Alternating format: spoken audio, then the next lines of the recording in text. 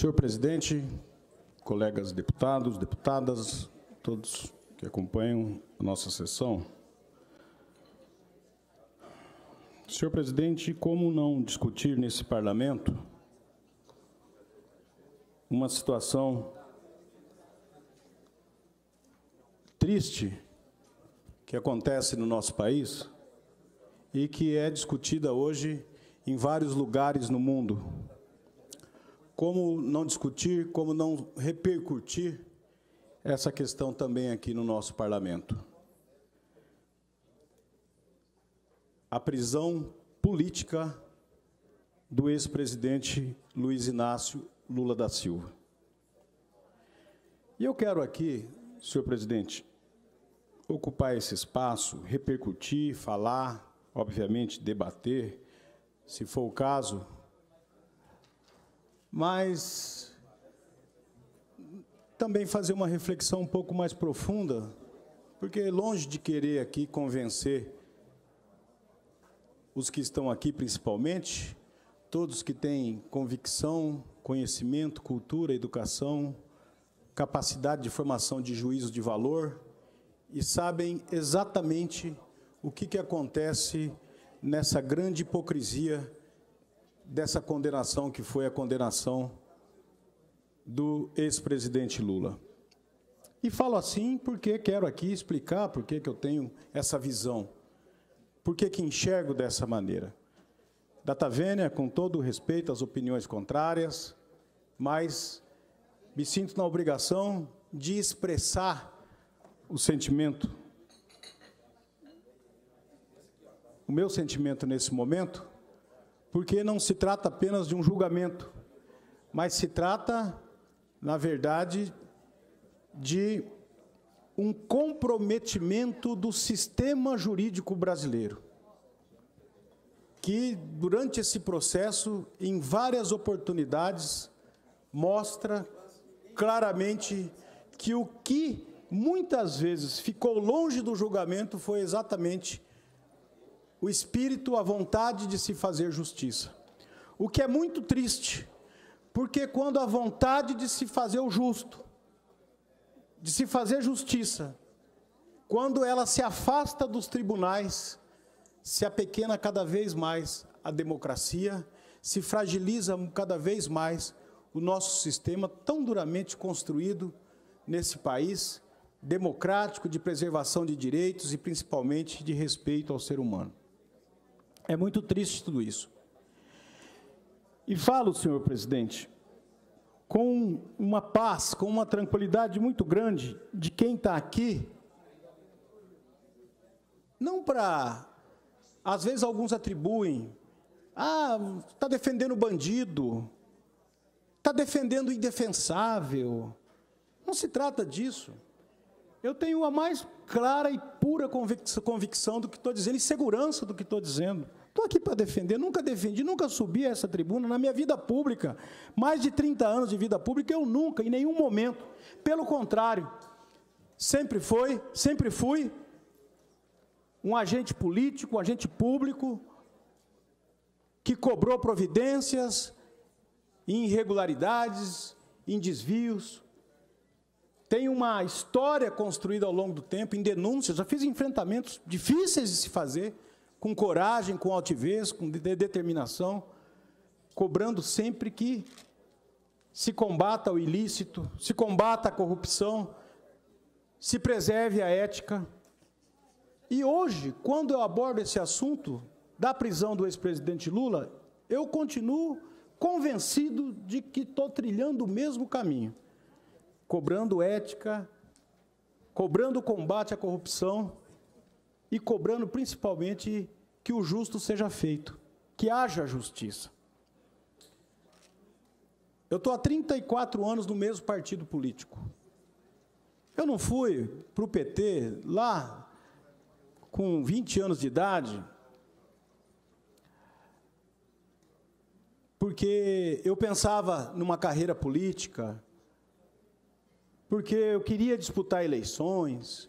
Nada, eu fazia faculdade de Direito, apaixonado pelos movimentos do centro acadêmico, um partido novo que surgia, que me encantava, porque era um partido que tinha uma história diferente, nascia de baixo para cima.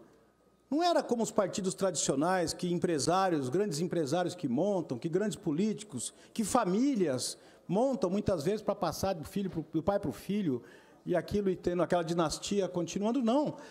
A história do Partido dos Trabalhadores é uma história rica, que me encantava e me encanta até hoje, porque era uma construção diferente. Os trabalhadores se organizando para ocupar seu espaço e dizer: nós também podemos disputar eleições, nós também podemos disputar, ganhar, governar cidades, estados e governar o país. Esse projeto sempre me encantou. E continua me encantando, porque hoje, mais do que nunca, está provado que, acima de qualquer coisa, os partidos continuam com seus ideários, e nós temos gente de tudo quanto é naipe, gente boa, gente ruim, em todos os partidos, seja de direita, de centro, de esquerda, nós temos. Esse é o perfil da política no Brasil, e creio que no mundo. E aí vem a história do presidente Lula, porque nasce juntamente com a história do PT, pois ele é o fundador, a maior expressão do partido desde o seu nascimento, já que liderava anteriormente da criação do partido as grandes greves que marcaram o final da década de 70 na região do ABC Paulista e São Paulo. Continuo com essa convicção, com esse encantamento. E ao acompanhar a trajetória desse homem, que liderou esse partido, que hoje ainda é o partido da preferência dos brasileiros, as pesquisas mostram, mesmo de jornais conservadores, como a Folha de São Paulo, cada 5 brasileiros, 1 vota no Partido dos Trabalhadores. Cada 5, 1. E é o voto que praticamente não muda, é o voto seguro, é o voto ideológico, é o voto de quem acompanha a história. Então, criar esse patrimônio todo não é para qualquer pessoa. Não é para qualquer pessoa. Pode gostar, pode não gostar, pode chamar de analfabeto, porque não tem o dedo, porque é luladrão, porque é cachaceiro, porque é isso, é porque é aquilo, mas é inegável que esse homem fez história e se tornou uma referência. É hoje, com segurança, se não o maior, um dos maiores líderes políticos vivos no nosso planeta.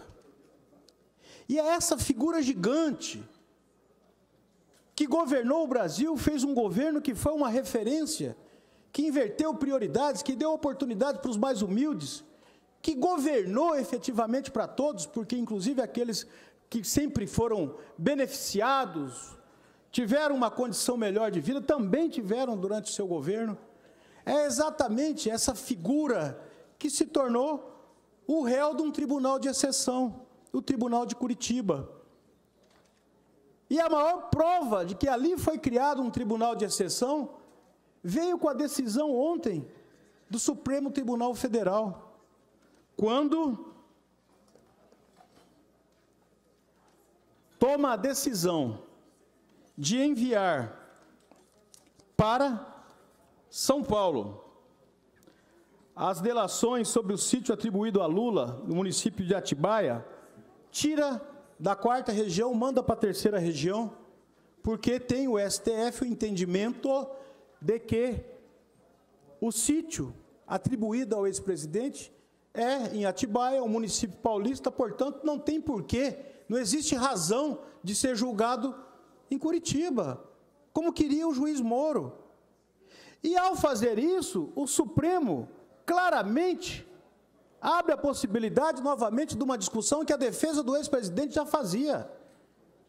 O Guarujá também está no interior de São Paulo.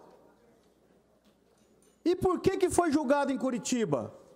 E a defesa do ex-presidente Lula fez isso não é porque não queria que o presidente fosse à justiça responder aos atos que lhe são imputados, mas é porque, claramente, todos os movimentos feitos pelo Tribunal de Curitiba mostram que o juiz Moro criou lá em Curitiba um tribunal de exceção, que tinha como determinação, desde o primeiro momento, prender o ex-presidente Lula.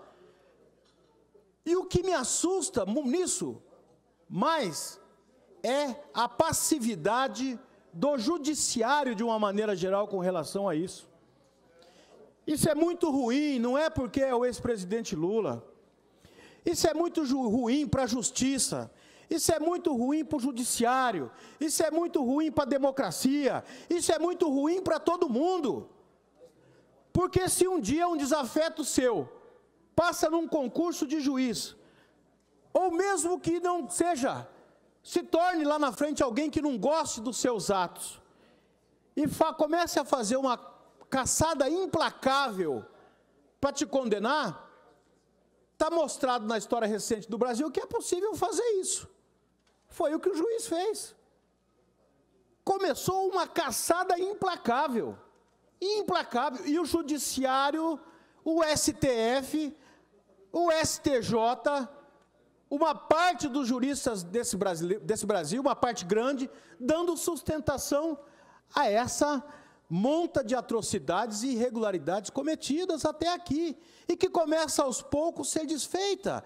Essa própria manifestação do STF mostra isso. Vai ter que ser julgado lá em São Paulo, porque não cabe ser julgado em Curitiba. Atibaia é no interior de São Paulo, é outra região. A mesma coisa, quando vem à tona o fato da tal reforma feita no triplex, que nós cansamos de ver em horas nos principais canais de televisão, as reformas do sítio do triplex do Guarujá, o elevador, a reforma, a cozinha, uma série de coisas, que nunca ninguém viu, na verdade. Se fazia ilustração. Olha como foi feita a reforma, está aqui. E aí tinha aqueles esqueminhas de ilustração que aparecia no jornal, na televisão, para você imaginar e visualizar o tamanho da sala, o elevador, uma série de coisas, que o juiz nunca permitiu, dentro do processo, que a defesa do ex-presidente tivesse acesso, sequer alguma fotografia, algum vídeo, alguma coisa, que comprovasse que aquela reforma foi feita. Sigilo, dificultar o acesso, tudo o que você imagina que existe num tribunal de exceção foi feito ali para poder chegar, para poder ter um mínimo argumento que seja para justificar o injustificável, que era a condenação do ex-presidente Lula. Bastou, depois da prisão, o movimento sem teto, Movimento Nacional Sem Teto, ocupar o triplex do Guarujá e divulgar um vídeo que está aí, e que não é contestado por ninguém.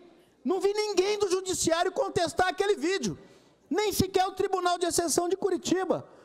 O vídeo que mostra que não existe elevador, o vídeo que mostra que não foi feito reforma, tudo isso.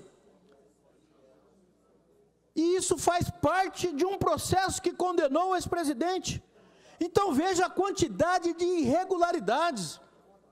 Mas, no caso dessa reforma do sítio de Curitiba, deputado Barbosinha, a comprovação de que as empresas que forneceram nota fiscal de reforma e de fornecimento do elevador para ser colocado no tal do triplex do Guarujá é de Curitiba, da empresa, de uma empresa, inclusive, que tem entre as suas sócias, a majoritária, uma senhora ligada ao PSDB de Curitiba, do Paraná. Então, é uma série de fatos que começam a vir à tona e que vão desmontando essa farsa. Sabe por quê? Porque não adianta a outra juíza de exceção lá de Curitiba também proibir, por exemplo, a visita do Esquivel, o Prêmio Nobel da Paz, de tentar visitar o ex-presidente Lula, foi proibido. O teólogo Leonardo Boff, uma figura respeitada no mundo inteiro, proibido de visitar o ex-presidente Lula. Não adianta proibir de visitar. O povo está lá na frente, acampado em vigília. A imprensa internacional está acompanhando todos os dias o que acontece com o ex-presidente. E vai continuar essa vigília. E as eleições estão se aproximando e vai continuar o povo, o noticiário, o mundo voltado às atenções sobre o que eles vão acabar ainda fazendo nesse tribunal de exceção com a figura do ex-presidente Lula, que está lá preso, sem uma prova sequer, e a teoria montada A teoria montada pelo Tribunal de Curitiba, pelo Tribunal de Exceção de Curitiba começa a ser desmontada e cada vez mais vai se desintegrando, porque não tem sustentação do ponto de vista jurídico, legal, para se manter essa prisão e muito menos para a condenação que foi feita. Então, vou dar uma parte a Vossa Excelência, deputado Barbosinha. Mas eu quero aqui deixar registrado o seguinte, eu não estou aqui no intuito de fazer nenhum grande debate, eu respeito as posições, sei que aqui todo mundo tem sua posição, sua convicção, e longe de mim querer mudar a opinião, eu respeito, sou um democrata, mas me sinto na necessidade de fazer a manifestação, porque é uma sucessão de fatos que vem acontecendo e que aumenta cada dia mais a indignação nessa fragilidade que está colocada hoje, principalmente, o sistema jurídico do nosso país, em frangalhos. E a maior prova disso é a própria decisão do Supremo, quando sustentou lá a prisão após condenação em segunda instância, por 6-5. Por 6-5, ou seja, 5 ministros de 11 têm um entendimento diferente que aquela prisão não era cabível e interpretava a Constituição Federal como ela tem que ser interpretada, que a prisão só pode ser efetuada após trânsito em julgado. Mas não, vamos prender porque o ex-presidente tem que ser preso. Aí está começando agora a desintegração do processo. E aí, goste ou não goste do ex-presidente Lula, se achar uma palha, tem que pegar, tem que prender, seja o ex-presidente, seja quem for. Mas vamos respeitar uma coisa que existe no nosso país, presunção de inocência, devido processo legal, a Constituição brasileira, porque se ela é violentada com ele, ela pode ser violentada com qualquer um de nós também. E eu não conheço nenhum país no mundo que seja forte se tiver a democracia e o seu sistema jurídico, fragilizado. Não existe. Só tem uma maneira, é nós fortalecermos as instituições, o sistema jurídico e a democracia. E o que está acontecendo hoje no Tribunal de Exceção de Curitiba é exatamente o contrário. Então, é uma questão de defesa das pessoas de bem, independente. Se achar alguma coisa comprovadamente, eu sou o primeiro a vir aqui, tem que prender. Seja o Lula, seja quem for. Não tem que ter.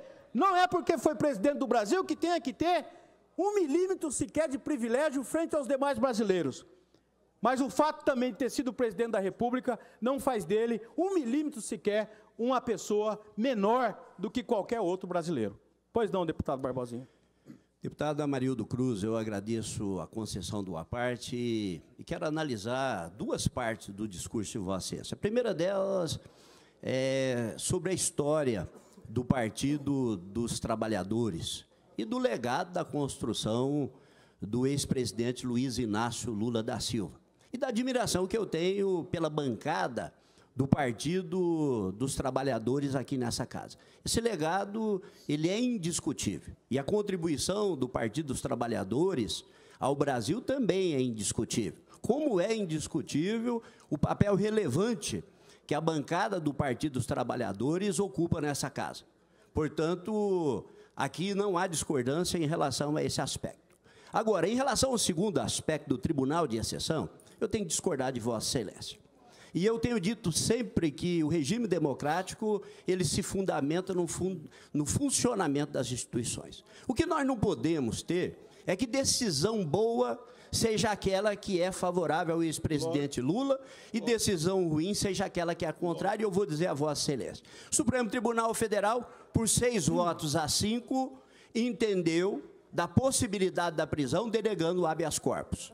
Da mesma forma em que o ex-presidente Lula foi condenado pelo juiz de primeira instância e teve a sentença mantida com todos os recursos denegados pelo Tribunal Regional Federal da região do Rio Grande do Sul, que abarca a região de Curitiba. Da mesma forma, o habeas corpus denegado por 6 ministros do STJ e por 5 ministros do Supremo Tribunal Federal. Então, foi uma votação apertada. Foi um voto de diferença em relação ao HC. Da mesma forma, a decisão do Supremo Tribunal Federal, que manda que o processo seja remetido a São Paulo, é por 3-2. É por 3-2. desfavorável, favorável nesse caso, à pretensão do presidente Lula, que não significa que o Tribunal de São Paulo vai absolvê-lo. O que eu estou aqui discutindo é o funcionamento das instituições. O Supremo Tribunal está funcionando. E, para mim, aqui não interessa se essa decisão é favorável ou contrária. Respeita-se a decisão tomada pelos tribunais superiores. E, no caso do presidente Lula, eu acho que só é possível discutir essa questão de justiça ou injustiça analisando as provas, verificando as provas do processo. E elas foram analisadas pelo juiz Moro e foram ratificadas por unanimidade pelo Tribunal Regional Federal. E vai ser, no mérito, deputada Amarildo, ainda analisada no Superior Tribunal de Justiça e no Supremo Tribunal Federal, que pode ser modificada. Não é? Há, evidentemente, discussão a respeito, e eu disse aqui, numa parte, já estou finalizando meu parte para não atrapalhar o discurso de Vossa Excelência, dois aspectos em relação à prisão. A parte do Supremo Tribunal Federal que entende que, julgada em segunda instância, esgota-se o mérito de análise da prova e discute-se nos tribunais superiores a questão processual. Agora, se há um vício na apuração da prova, é evidente que esse processo ele pode ser alterado tanto no STJ quanto no Supremo Tribunal Federal. A única coisa que eu penso que merece ratificação é dizer que o tribunal, porque condenou, é um tribunal de exceção. Da mesma forma que São Paulo pode absolvê-lo em relação ao sítio de Atibaia, como condenar. Quer dizer, se absolver, a decisão está correta. Agora, se condenar um tribunal de exceção, eu penso que aí merece reparo essa colocação. Deputado Barbosinha, eu respeito a parte de Vossa Excelência é oportuno, providencial. Pelo contrário, eu acho que o bom debate tem que ser feito. E eu respeito a opinião de Vossa Excelência, embora não concorde. Respeito em parte e outra parte não concordo. Vou fazer que nem Vossa Excelência, que concordo com uma parte, outra parte não concordo. A parte que eu concordo, deputado Barbosinha, quando a Vossa Excelência fala, olha, as instituições estão funcionando, está se julgando, dentro da competência, tudo bem, está julgando. Eu estou entrando no mérito da qualidade do julgamento do ponto de vista legal, da interpretação, porque o juiz não pode interpretar algo que não existe na lei. O juiz não pode cercear a defesa de poder ali fazer o seu papel da melhor maneira possível para poder, inclusive, o juiz ter mais elementos para formar a sua convicção de julgador. Então, não é o funcionamento. Eu concordo com Vossa Excelência que está funcionando, é a forma como está funcionando. Pode funcionar bonitinho o tempo inteiro. Mas ser um tribunal de exceção, deputado Barbosinha, quando nós falamos exceção, é porque não cumpre exatamente essas observâncias de um tribunal importante como é o tribunal lá da 4ª Região. Na minha avaliação, porque esse caso que eu estou falando da reforma, deputado Pedro Kemp, está lá no processo, na sentença condenatória, tem a parte lá que justifica que a condenação, embora não exista a prova, ela é por convicção, é porque foi feito a título de pagamento de propina para beneficiar o ex-presidente uma reforma no apartamento que iria ser dele, que nunca foi, que não tem documento, a construção de um elevador privativo nos 3 andares, que não... Entrou lá um movimento sem teto e mostrou para o mundo, não existe elevador, não existe reforma. Ninguém tinha entrado naquele triplex, deputado Pedro Kemp. Desde que começou essa discussão, ninguém tinha entrado naquele triplex. E o juiz, que para ser justo no seu julgamento, sabe o que ele deveria ter feito? Na minha opinião, e na opinião de qualquer um que tenha bom senso, ele deveria ter aberto aquele triplex na época da acusação ao ex-presidente Lula e escancarar para o mundo qual que era a reforma que foi feita. E algum de vocês ficaram sabendo disso? Ninguém ficou sabendo disso. Que juiz é esse que cerceia, que ao invés de mostrar, esconde para poder julgar, para poder condenar, porque queria condenar. Devia ter mostrado antes. Mostrasse o elevador e dizer, aqui, ó, está aqui o elevador instalado e aqui o presidente recebeu esse elevador que foi colocado em pagamento de propina porque ele ajudou a fazer isso, aquilo, tá lá, mas não foi isso que aconteceu. Ninguém sabia que não existia, nem a defesa do ex-presidente sabia, porque não tinha acesso aos autos para poder ter esse tipo de informação. Pois não, deputado Pedro Kemp? Deputado Amarildo, eu nem ia fazer uma parte, concordo com o pronunciamento de Vossa Excelência, mas a fala do deputado Barbosinha me motivou a vir aqui, porque eu já fiz um pronunciamento nesse sentido e o Barbosinha, nosso deputado, também fez a parte na mesma esteira, dizendo que as instituições estão funcionando, o presidente foi condenado em primeira instância, em segunda, teve HC denegado pelos ministros. Deputado Barbosinha, o mundo inteiro está olhando para o que está acontecendo no Brasil. Eu não sou jurista, mas eu tenho lido o que juristas renomados estão falando sobre esse processo. Primeiro, a rapidez dele. Ontem foi condenado em segunda instância o Eduardo Azeredo, ex-governador de Minas Gerais. 12 anos! 12 anos. Para julgar em segunda instância. 12 anos. O do presidente Lula, de primeira para segunda instância, foi em 6 meses. Foi em 6 meses. E agora provaram que o ministro lá, ele passou na frente de 257 processos para colocar o do Lula na frente. Né?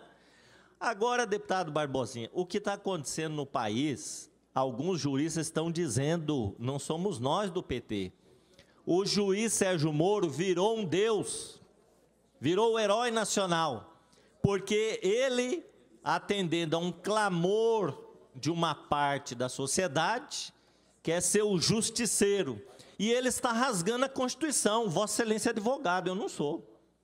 Ontem nós conversamos aqui num grupo de deputados, e os deputados que são advogados, inclusive, me permita, presidente, dizer que Vossa Excelência disse ontem que o princípio da presunção de inocência nesse país não existe mais. Foi para lá do lixo. Não existe mais. O Supremo Tribunal Federal, ele é o guardião da Constituição. A Constituição diz, cláusula pétrea, ninguém poderá ser considerado culpado antes do trânsito em julgado. Está escrito na Constituição ou não está? Agora o Supremo fala não. Condenou em segunda instância, já pode ser preso, começa a cumprir a pena e tal. Quer dizer, se o cara for considerado inocente depois, ele já cumpriu uma parte de uma pena que não deveria cumprir. Então, eu não entendo. Aí vem com um discurso, para mim, é um discurso positivista, de um direito positivista. Não, as instituições estão funcionando como se não houvesse política no meio jurídico também. Que tá claro, aliás, eu quero dizer o seguinte, o nosso judiciário hoje, o Supremo Tribunal Federal, está fazendo política o tempo todo. Ministro dando entrevista na televisão, falando processo e tal. Aliás, tem uma outra situação, né? Hoje, julgamentos no Supremo Tribunal Federal são ao vivo, transmitidos ao vivo pela televisão. Viraram astros, né? Então, agora são astros, né? Astros da Rede Globo, da Bandeirantes, da Record, e ficam lá fazendo discurso, jogando para a galera. A ministra Rosa Weber, por exemplo, no julgamento do HC do Lula, ela não julgou de acordo com as convicções dela. Ela julgou de acordo com aquilo que uma parte da sociedade, né, estava esperando dela. Ela ali, ao vivo, na televisão, fala, não, apesar de eu ter esse entendimento, eu vou seguir aqui o colegiado. Pelo amor de Deus! Se isso não é jogar para a galera, eu não sei o que é. Então, deputado Amarildo, Vossa Excelência está correto. É um tribunal de exceção, rasga a Constituição. Quando é para um político, é de uma determinada forma, quando é para outro, é de outra forma, como foi o caso do senador Delcídio e do senador Aécio. 2 tratamentos diferentes. Completamente. Não é? Que justiça é essa? Então, um pode ser afastado, pode ser cassado, o outro não. Aí joga para o Senado decidir. Essa é uma situação, no Brasil hoje, há uma insegurança jurídica. Porque, assim, confiar nas instituições dessa forma, como disse o ex-presidente Lula, o Supremo Tribunal Federal está acovardado. Ele está julgando de acordo com a Rede Globo. Vamos dizer a verdade. A Rede Globo, inclusive, na véspera do julgamento, ela faz pressão. Sim. Fica mostrando, ó, esse juiz todo. aqui, ele votou desse jeito. Vamos ver como é que ele vai votar amanhã. Pelo amor de Deus, isso é uma pressão. Então, realmente, nosso ex-presidente está sendo vítima de uma injustiça, foi condenado sem nenhuma prova, O cara que fez a delação premiada, ele disse assim, o apartamento, o triplex, estava reservado para o presidente Lula. Estava reservado. Quem reservou, a pedido de quem, não é? Agora, não é dele, nunca foi dele, não tem contrato, não tem escritura, não tem comprovante de nada. Agora estão falando que as notas fiscais da reforma saíram lá de Curitiba mesmo. Sim. Tudo isso tem que ser Está apurado. hoje das manchetes dos jornais, né? Isso pode ter sido uma grande armação. Tudo leva a isso, né? Agora, um julgamento rápido, 6 meses, 2 meses, e já vai atropelando tudo para prender o ex-presidente para ele não ser candidato, pelo amor de Deus, está na cara que o que está acontecendo no é uma país prisão hoje política, né, é uma deputado? ditadura do judiciário e daquele infeliz, daquele reizinho Sérgio Moro. E acho que ontem começou a mudar um pouco o clima lá, começaram a cortar as asinhas dele. Começaram a cortar as asinhas dele. O presidente está querendo cortar as minhas aqui agora. Eu vou parar, mas dizer que realmente ou o Supremo coloca o Sérgio Moro no lugar dele, ou o Supremo Tribunal Federal fecha as portas, porque é um tribunal que não tem poder mais, que não é guardião de Constituição alguma, mas é conivente com as barbaridades que aquele homem está fazendo em Curitiba.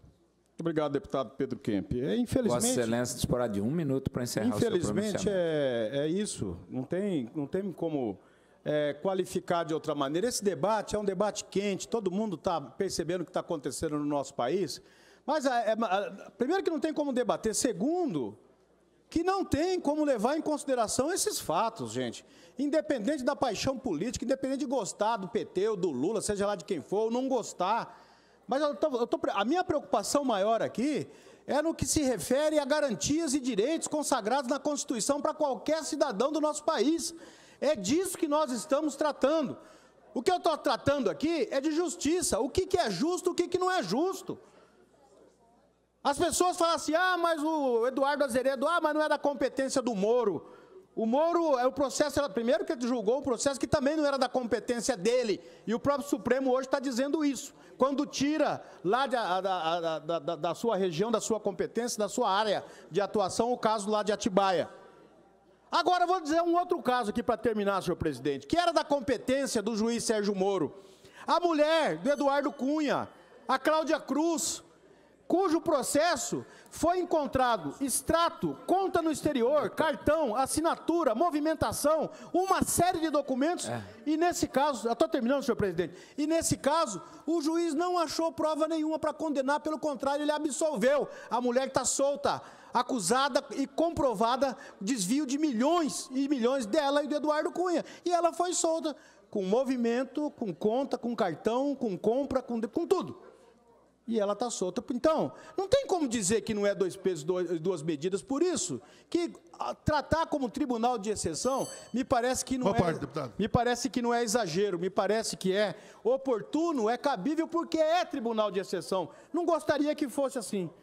Tenho tristeza, deputado, porque minimamente quem conhece de direito sabe que ser tribunal de exceção é ruim para o país como um todo. Pois não, deputado João Grandão? Deputado, eu com certeza também respeito e muito o nosso companheiro deputado Barbosinha, porque tem coerência, tem respeito com a bancada particularmente, conhece juridicamente, é professor na área. Mas eu queria falar o seguinte, né? A palavra exceção, ela vem do feminino.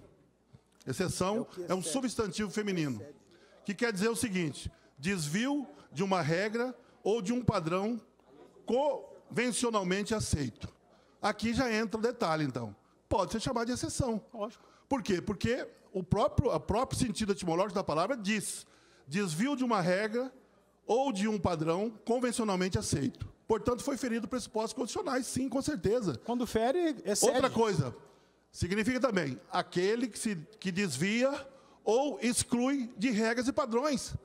Exceção é aquilo que se desvia ou exclui de regras e padrões. Mas, deputado Amarildo, na questão jurídica também tem as exceções. Sim. Você pode alegar exceção na questão jurídica, certo? Porque a exceção é aquilo que não é comum, algo que não faz parte da regra. Portanto, se alguém estiver, nesse sentido, dentro da concepção jurídica, você pode, inclusive, pedir, né, uma regra de exceção juridicamente falando. Por exemplo, a pessoa não tem capacidade, ou então a área jurisdicional está sendo violada. Ele pode pedir porque é uma exceção. Agora, no sentido etimológico da palavra, particularmente a primeira coisa que se diz, no substantivo feminino, desvio de uma regra ou de um padrão convencionalmente aceito. E termino dizendo o seguinte, o deputado Pedro Kemp acabou de falar aqui que é uma exceção. 12 anos para um, 6 meses para outro. É exceção ou não é exceção? Totalmente. Senhor presidente... Deve encerrar. Encerrando, eu só queria fazer só mais um registro. Não existe essa coisa, eu sou uma pessoa que eu zelo por isso, o máximo. Democrata. A decisão é boa, então a decisão vale, a decisão é ruim, a decisão não vale. Não. Não, mas isso não me tira o direito de fazer o questionamento sobre o tipo de decisão que foi tomada. E, por último, respeito às decisões. Nós somos extremamente democratas. O presidente Lula, tanto que ele respeita as decisões, que ele está lá, encarcerado, está preso. Se ele não respeitasse, esse homem teria abrigo e seria bem recebido em vários países do mundo, em várias embaixadas.